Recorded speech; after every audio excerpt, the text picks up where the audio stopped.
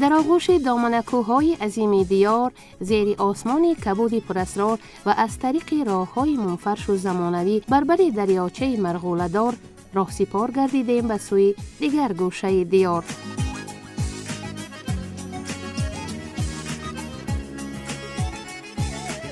فصل گرمای تابستان است. لیک دریاچه ورزاب با دلربایی خش به دلها محبت و نوای رنگین زندگی می بخشد. زندگی در تاجیکستان عزیز با اوج و موجش ادامه دارد.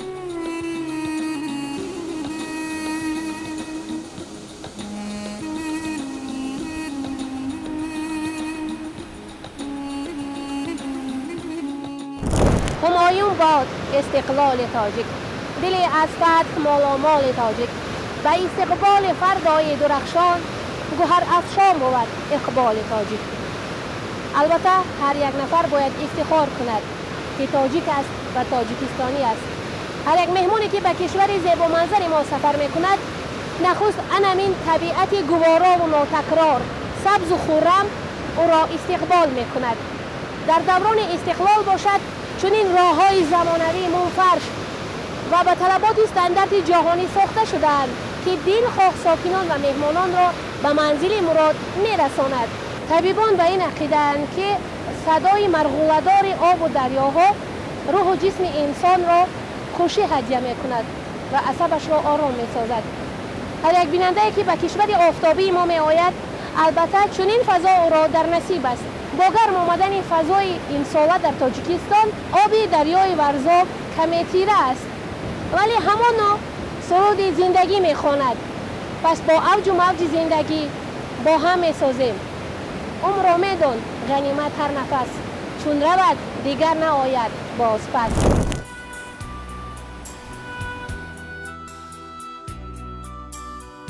در واقع طبیعت کشور ما با سرسبزی و رنگ و رنگش دقت اهل سیاره را به خود جلب نموده است. وقتی کس با ذوق به دلخواه گوشه این سرزمین سفر می نماید، کوههای آسمانبوس و چشمه و دریاچه های مصفا از دو طرف راه به دیده ها سرور می بخشد. ماه ایول فصل تابستان است. با وجود حرارت هوا هنوز هم در برخی قله های بلند سفیدی برف ها، پیریخ های کهن نمودار است. آبهای این پیریخ های عظیم چون آینه جلادار بوده از قله های بلند به سوی پایین جاری شده و آب دریاچه ها همراه می گردند.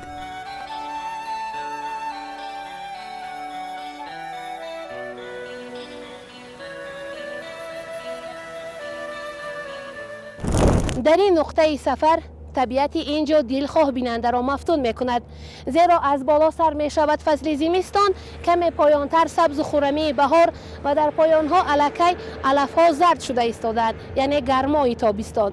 در یک نگاه در اینجا بیننده سه فصل را مشاهده می کند. این است اسرار ناتکراری و زیبا منظری تاجیکستان عزیز. پس حتما در لحظه های خالی به این گونه منطقه های زیبا و دلفریب سفر نمایید.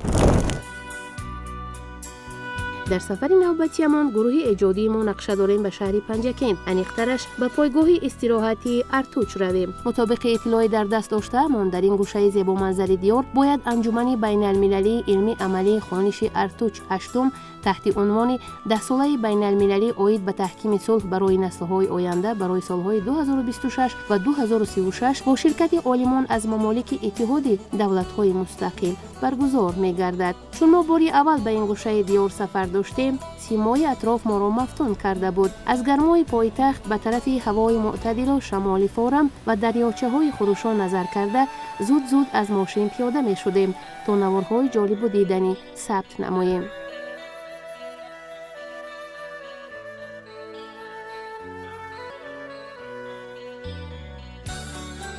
فضا را تاریکی پخش میکرد. در این مکان سیاحی ارتوچ ما را انتظار بودند، زیرا پس از خوراک شام نخست شام دوستی در نقشه بود. در برابر اشتراکچیان این کنفرانس بین المللی همه روزه سیاحان زیاد از تمام جهان به این منطقه زیبا منظر تاجیکستان مهمان میشوند تا از نزدیک این گوشه ناتکرار را تماشا نمایند. خوشنودی مهمانان حد و کنار نداشت. فضای سلقین، صدای چشمه‌ساران، نوای صوت و موسیقی پیر و برنا در این مکان این بیگاه دلخوشی میکردند.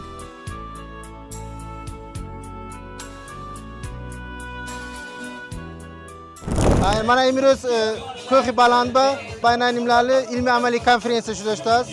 این کنفرانس با دانشگاه بخارا universitetش من پروفسور استادو اشتراک شده است. O'zbekiston, Tojikiston faqat madaniy aloqa ne, balki ilmiy aloqa ham juda bisyor. این konferensiya xulosash va dar oyandagi ilm tashakkur yobad. این konferensiya Tojikiston universiteti oshkati O'zbekiston universiteti aloqasha juda mustahkam mekunad. Ham ilm, ham madaniyat, ham fan ta'lim ما یکی خارج تجربهش اساسیده در آینده همکاری میکنیم.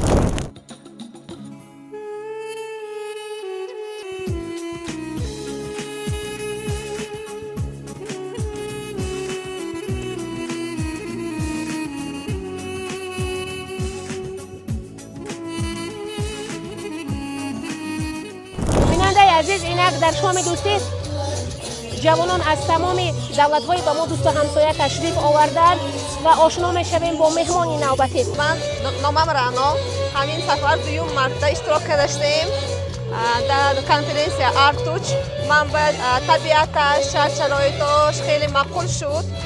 برای همون با دوستانی با زیاد کردم و کار علمی من دوام کردم و بوده اینجا مخالکت اشتراک کردم و این کنفرانس من با دوم مرتبه باز اشتراک کرده استادیم. مهمترین فضا صلح است، آرامی هست. این طبیعت آدم به صلح بخشیده میشود. گروهی سیاحان که دارای کسب و کار گوناگون بودند به این بزم دوستی همراه گردیدند. به گفته عالمان جهان، موسیقی سرحد ندارد و آن تجسمگری صلح و آرامی در سیاره می باشد. Я зовут Алексей. Я преподаватель университета из Санкт-Петербурга. Каковы ощущения ваши впервые в Таджикистане? Я впервые в Таджикистане, да. Много хорошего рассказывали про это место, про эту страну, про эти горы. Но когда я здесь оказались, врали. Все еще лучше, чем рассказывали. Ага. А вы в какой научной системе занимаетесь, что здесь что-то может помогать вам в будущем? Я занимаюсь в технологической сфере. Все, что связано с информационными технологиями, с образованием, с технологиями, с заводами, с производством. Вот это вот моя сфера. Очень много вкусной еды. Мы просто мимо проходили, а меня уже накормили. Очень здорово, очень вкусно, очень красиво. Мы сходили на озеро, искупались. Я купался в Баренцевом море. Это Северный Ледовитый океан. Вот тут в озере холоднее. А вы попробовали из родники вода настоящая, сладкая вода из родника? Да, попробовали. Мы ее попробовали, а потом в озере искупались. Мне кажется, Таджикистан может быть хорошим не только для туристов, даже для тех, кто хочет сюда переехать. Ага. Голодными точно не останетесь. Ага. И как наша культура для вас история? Ваша культура для меня очень близка и понятна, потому что мы все были вместе частью одной большой страны. И даже когда поют песни на другом языке, все равно танцуешь. Ага. Добро пожаловать в Таджикистан. Спасибо вам большое. کمی بالاتر از این بزمگاهی دوستی در بلندی کوهساری ارتوچ گروهی سیاحان گلخن افروخته ترانه‌خوانی می‌کردند. به خرسندی آنها ما نیز همراه گردیده با چندی از آنها صحبت نمودیم.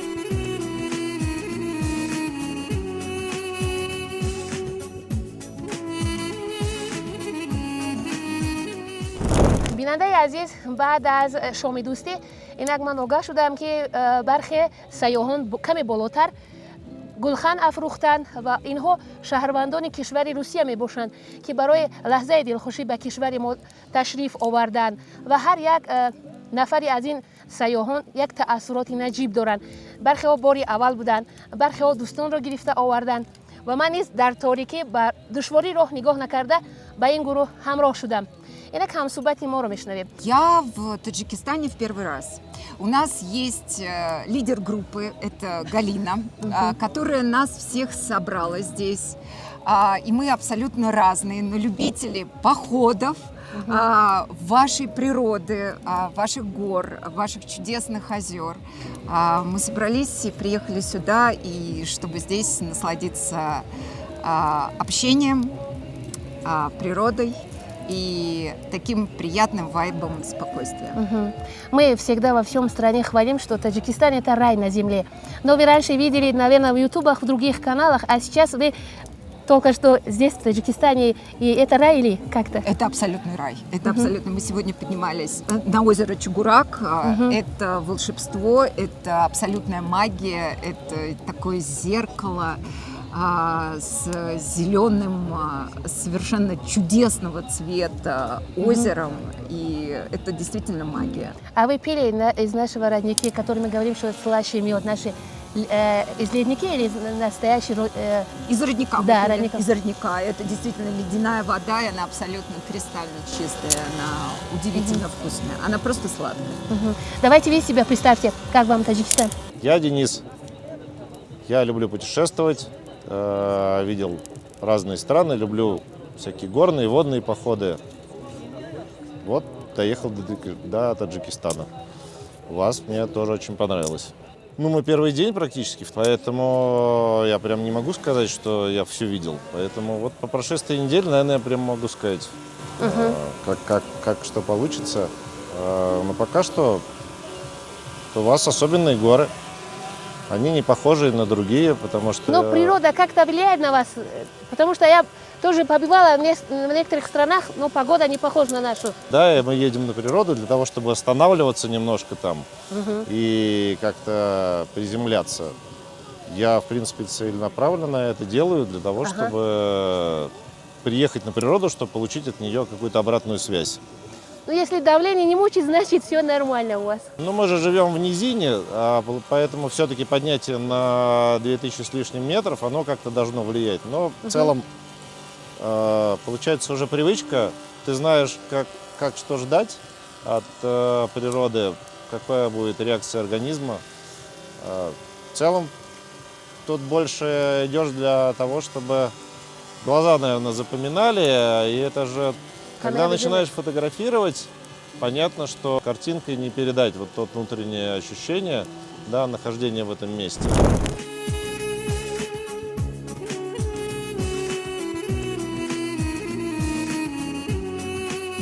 Я работаю гидом, инструктором-проводником в горах от коммерческого турклуба. В России есть очень большой турклуб «Пик», и я работаю от этого клуба. Но регулярно вожу сюда группы, большие группы, и просто Алаудин, Курикалон, и через Чимтаргу мы ходим туда в Вору. А в этот раз я привезла друзей. Мы приехали вот с друзьями отдыхать. Я приеду еще, конечно, я постоянно приезжаю. Это мои любимые горы. Мы очень дружим с Сироджаном, с Куликалонской долины. Вот, пойдем к нему в гости завтра на Чихану. Каждый год езжу. Добро пожаловать в нашу страну. Бинандаи азиз, ёдрас мешавем ки айни ҳол мо дар истироҳатгоҳи Артуч қарор дорем ва дар иҳотаи дӯстонамон аз кишвари Русия ки ҳар яке касбу кори гуногун доранд ва муҳимтар аз ҳама муҳаббати ин гӯшаи зебоманзар онҳоро ба ҳам овардааст. ва акнун ба дигар дӯстонашон тавсия медиҳанд ки ҳатман аз кӯҳҳои зебоманзари Тоҷикистон дидан намоянд.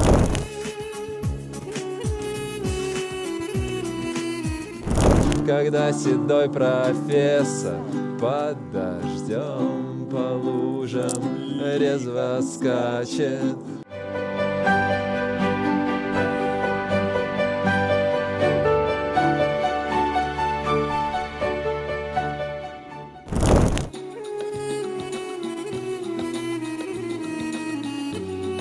оғози рӯзи нав мизбонон тасмим гирифтанд кори конфронси байналмилалии илми амалӣ дар қисмати бегоҳ шурӯъ мешавад. пас аз субҳона меҳмонону иштирокдорон метавонанд ба тамошои кулли овозадори чуқурак бароянд.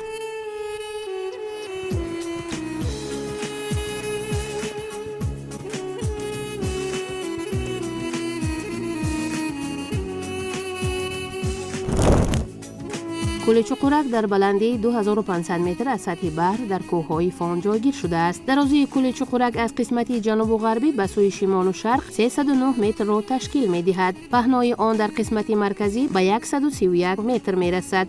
مسافه گرداگرد ساحل کل 797 متر است. عمق ماکسیمالی آن تخمینا از 5 تا 8 متر را تشکیل می دهد. منطقه حوزه چقورک که سیستم کل اساسی و دو حوزه خردی اطراف را در بر می گیرد تقریبا 35 کیلومتر مربع حدود دارد.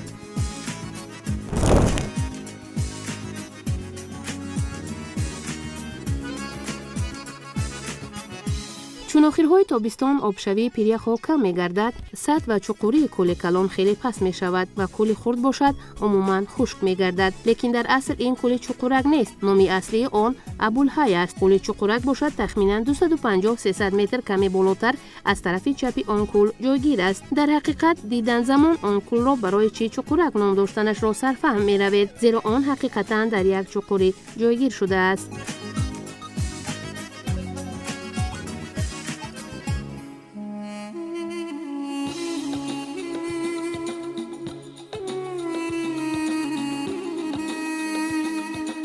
هیئت گروه پیشوقفا با بلندی 2500 متر از سطح بحر با تلاش و شب برآمدند. رستن راه به سمت این کوه زیبای و دلفریب آسان نیست، لیکن رسیدن برابر کس مشکلاتی طی کرده‌اش را فراموش می‌سازد. فضایش خیلی سلقین بوده، شمالی فورم اطرافش را پخش می‌کند. آبش مصفای و سرد است.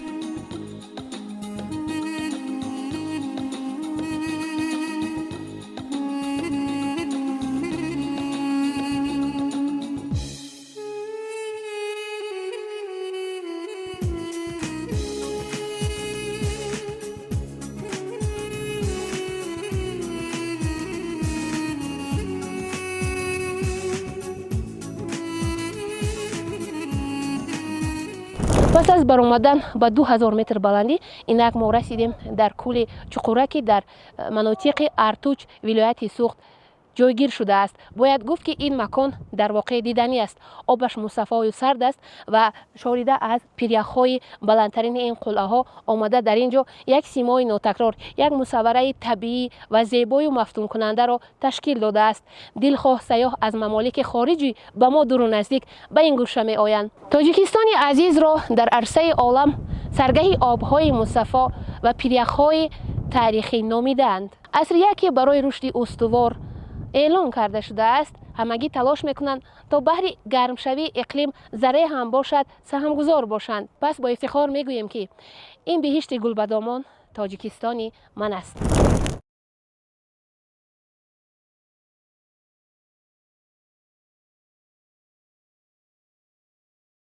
مهمانان پیرو برنا همگی با ذوق عکسبرداری می‌کردند. طبیعت اطراف کوه چقورک دلخواه بیننده را شیفته و مفتون این گوشه زیبا منظره دیار می‌سازد. این گونه مناطق ناتکرار برای عالمان و نوآوران مبدأ الهام ایجادی بوده. تماشای این گونه موضع‌های ناتکرار روح و جسم انسان را سالمی می‌بخشد.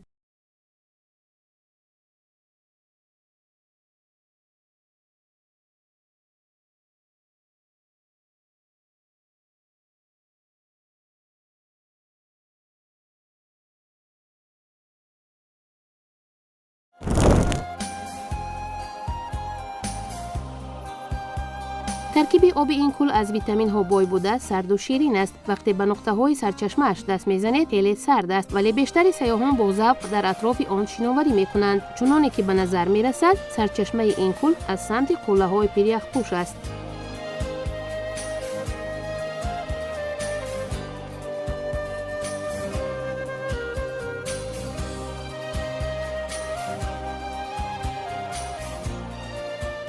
در برابر شرکت در کنفرانس بین المللی ارتوچ قسمت 8 برای مهمانان فرصت فراهم آمد تا به این منطقه زیبا منظر تاجیکستان کوه چقورک تشریف بیارند. معلوم گردید که آب این کوه خیلی سرد است و طعمش شیرین و گوارا و خوردنی باب است و نفرانی که به سیستم اکولوژی این قسمت سر و کار دارند گفتند که حتی این آب برای سلامتی انسان فایده آور نیز هست. پس به دیگران نیز توصیه می‌دهیم که حتما به این منطقه زیبای دیار بیایند. در واقع طبیعت تاجیکستان ناتکرار است. پس از تماشای چنین برنامه‌ها در تلویزیون علم و طبیعت شما باری دیگر اطمینان کامل پیدا می‌کنید که در واقع تاجیکستان وطنی است برای دیدن و برای طب روح و بالیده بخشیدن به هر یک بیننده جهان.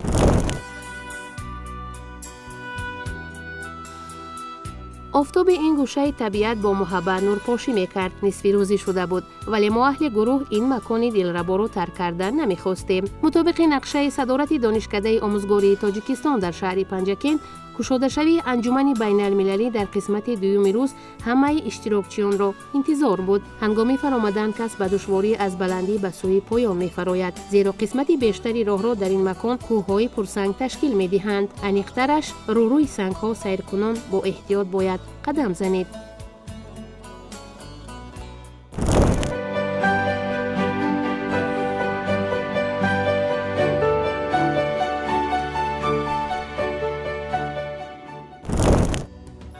офтоб наздик ба ғуруб буд. Бо садо додани суруди миллӣ анҷумани байналмилалии илми амалии хонишои Артуч ҳаштум даҳсолаи байналмилалӣ оид ба таҳкими сулҳ барои наслҳои оянда барои солҳои 2026 ва 2036 бо ширкати олимон аз мамолики иттиҳоди давлатҳои мустақил кушода эълон шуд.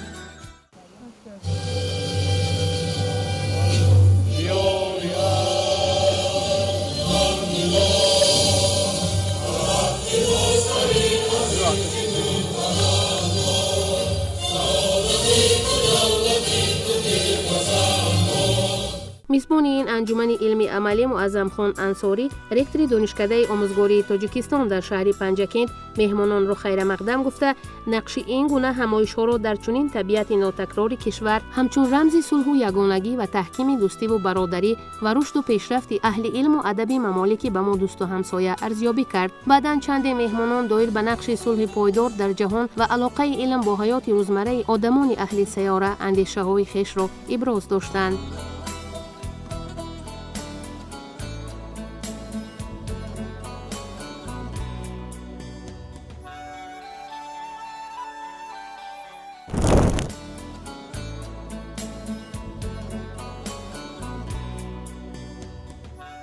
Мне очень понравилось. Сегодня мы были в горах. Как сказал Высоцкий, лучше гор могут быть только горы. Я могу подправить, лучше гор могут быть только таджикские горы. Сегодня мы были, поднимались озеро Чукурарак, да. Во-первых, хочу сказать, как связать это с наукой. Я бы, конечно, если есть, например, факультет именно в Пиджикенском государственном институте биологии, то проектные работы типа горные леса. Если есть такие факультеты, связанные, допустим, именно с природными, это экологический факультет или факультет биологии, то желательно было бы, конечно, студентам давать такие проектные работы, как горные леса, допустим, я как математик, и математика, допустим, да, чистая вода, которая вот сейчас у вас есть такая программа, да, чистая вода и математика. Очень много проектов было бы желательно связано с искусственным интеллектом, и природа. Идей очень много. Хотелось бы, конечно, чтобы студенты брались за эти работы и приносили какой-то вклад в свою республику. Хочу сказать, все-таки наша Азия намного богаче нашими великими учеными, Бируни, Культуда, Хорезми, Рудаки. Я вот здесь была недавно, посмотрела мавзолей.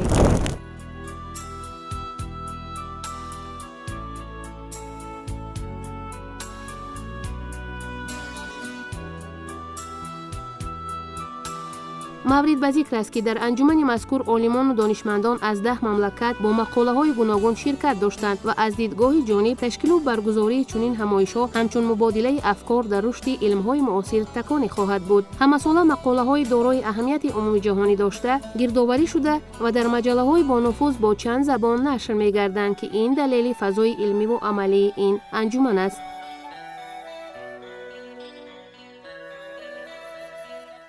албатта ин шиносоии иштирокчиёни анҷуман форум бо табиати зебои Тоҷикистон, чунки чунин гӯшаҳои зебо ҳам барои истироҳат, ҳам барои гузарондани чунин анҷуманҳо дар Тоҷикистон хеле зиёд аст.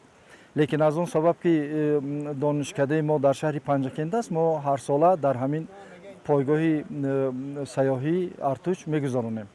имсол барои мо илҳоме ки бахшид ин ташаббуси ҷаноби олии пешвои миллат асосгузори сулҳу ваҳдати миллӣ Эмомалӣ Раҳмон дар созмони милали муттаҳид барои таҳкими 10-солаи сулҳ барои наслҳои оянда соли 2027-2036 мешавад.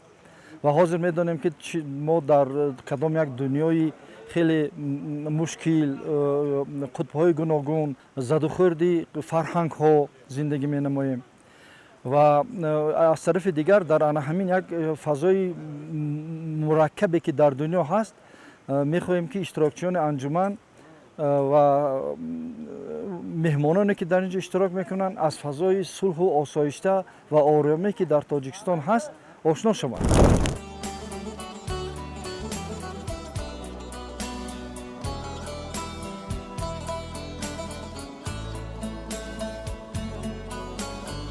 در این انجمن نماینده اکادمی ملی علم‌های تاجیکستان نیز شرکت داشت و مقاله خویش را دایر به پیشنهاد سرور دولت محترم امام علی رحمان در رابطه به 10 ساله بین المللی اوید به تحکیم صلح برای نسل‌های آینده برای سال‌های 2026 و 2036 به سهمی حاضرین رسانید. تاجیکستان بعد از آن که استقلالیت پیدا کرد توانست با آن منجمن‌ها و فورum‌هایی که در جهان می‌گذراند تشبس‌های سازنده‌اش را بیشتر معرفی کند و در این شهر باستانی پنجکنت هم ارتوچ، خانش‌های ارتوچ که یک انجمن بین المللی هست با تشبس دانشگاه آموزگاری اینجا هر سال برگزار می‌گردد. برای کمینه مایه افتخار است که زیاده از 3 مرتبه می شود که من در این انجمن با نفوذ با ارسال مقاله هایی که وابسته به موضوع های گوناگونی مبرم هست اشتراک کردم و امسال هم که برای ما موضوع بسیار مهم بود که قطعنامه صلح که از جانب تاجیکستان هم شد قطعنامه بسیار مهم در جهان شناخته میشه، صلح هست، تحکیم آینده نسل ها هست. انجمن با همین قطعنامه آغاز شد.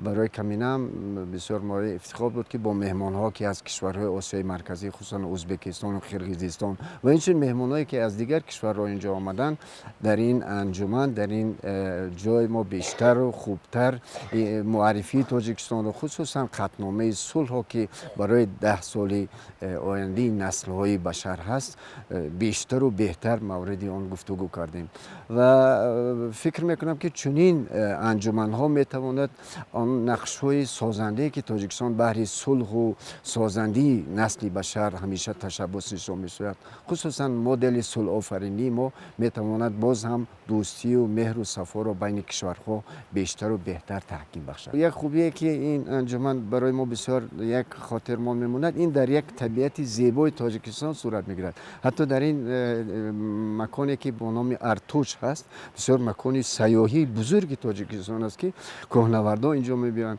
و ما شاهد شدیم که حتی در این چنین منظرت بیشتر معرفی انمون سیاحت علم و این چنین همچنین یک طبیعتی که تاجیکستان از اون افتخار میکند و این یک طبیعت نادر است در جهان. انمون فرهنگ مهمان نوازی، فرهنگ انمون علم خیرات که در دیار رودکی میگذرد باز هم این جهان را نگر به چشم خیرات نه بدون چشم کن در رو نگری همچون دریاست پر از نکوکاری کشتی احساس تو از اون گذری تاجیکستان را بهتر و خوبتر میان کشورها معرفی خواهد کرد.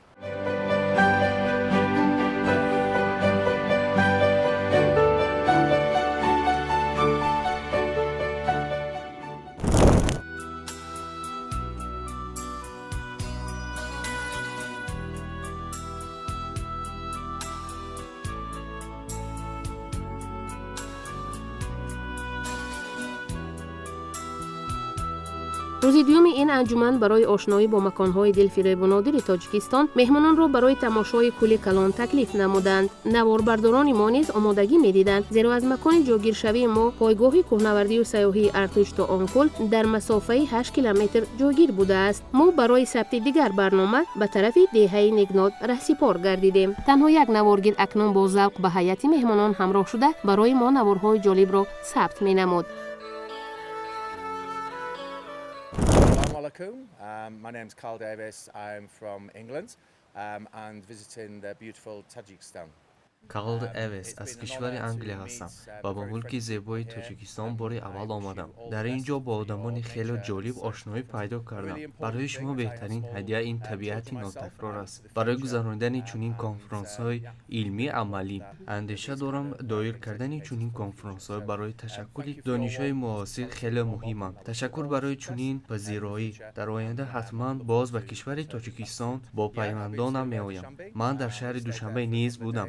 خیلی زیبا، جالب و فرح بخش. این نوبت با دوستم از کشور استرالیا آمدم زیرا اهل عائله‌ام به کار بند بودند. نقشه دارم در آینده باز این سفر را به اهل عائله‌ام انجام دهم. تشکر برای پذیرایی صمیمانه.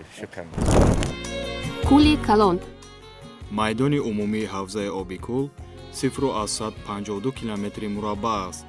майдони об ҷамъоварӣ бошад 43,9 километри мураббаъро ташкил додааст. кӯли калон дар минтақаҳои кӯҳи фон дар болои дарёи уреч ҷойгир аст. кӯли калон ду шохоб дорад ки яке аз онҳо аз ҷануб دوم аз тарафи шарқии канори шимолӣ ҷорӣ мешаванд. дарё дар қисмати шимолӣ аз тарафи ғарбӣ ҷойгир аст, бо якчанд кӯлҳои хурди беном дар шимолу шарқ ва кӯли душоха дар ҷанубу шарқ дар наздикии мавзеи Чимтарга ки дар қисмати калонтарини кӯли калон ҷойгир аст, бо ағбаҳо пайваст аст. аз ин ҷо номи умумӣ қабулшудаи кӯлҳои кӯли калон гирифта шудааст.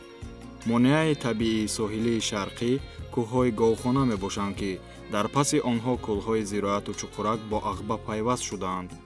дар шимоли кӯли чуқурак истироҳатгоҳ барои кӯҳнавардон бо номи Артуч ҷойгир аст.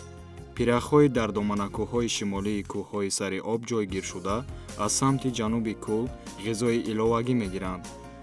анҷоми шимолу шарқии ин кӯҳҳо монеаи соҳили ҷанубу шарқӣ мебошанд. дар минтақаи кӯли калон шумораи зиёди кӯлҳо Алои Калон, Алои Болоӣ, Чабдара, Алоиддин ва баландтарин қуллаҳои кӯҳҳои Фон бо баландии беш аз 5000 метр аз сатҳи бар Чимтарга ва Бодхона мутамарказ шудаанд. дар 6 километр шимолу шарқи кӯл як гузаргоҳи ҳамноми бо баландии 3628.5 метр ҷойгир аст.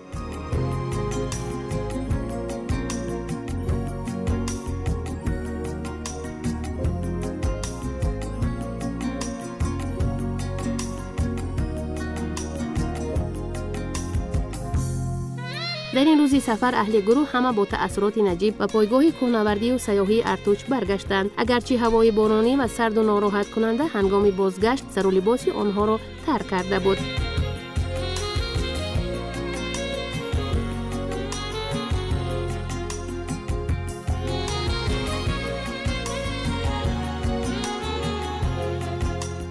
Assalamu alaikum. My name is Jonathan Gilbert and I'm from Australia. салом, ман Ҷонатан Гелберт аз кишвари Австралия ҳастам. хурсандам, ки дар минтақаи сайёҳии Артуч ҳастам ва ба ташкилкунандагони ин конфронс миннатдории худро баён месозам. ман дилбохтаи ин ва табиат ҳастам. дар ин макон, яъне Артуч, бори аввал аст ба ин кишвар сафар дорам. хушнудам аз чунин меҳмоннавозӣ. аз номи худам ва аҳли оилаам ба дигарон тавсия медиҳам боре ба Тоҷикистон биёянд. дар ҳақиқат мулки афсонавист.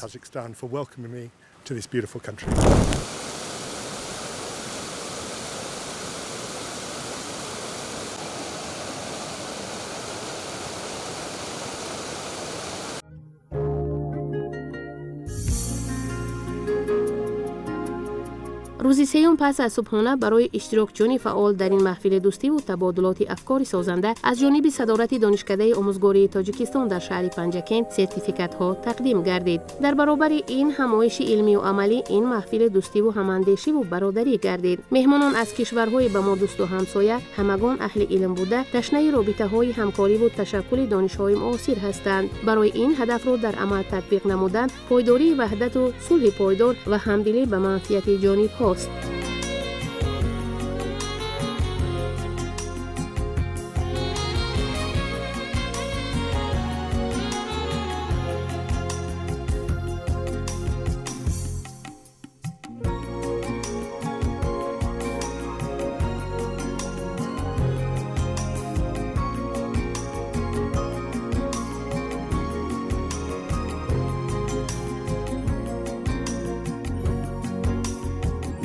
مورد به ذکر است که برگزاری چنین انجمن‌های بین‌المللی در مناطق زیبا و ناتکرار تاجیکستان عزیز یک منبع و محیط فراموش ناپذیر و وحدت آفرین است. پس می‌سزد به همدلی و همبستگی دلربایی این کشور را در عرصه جهان معرفی سازیم.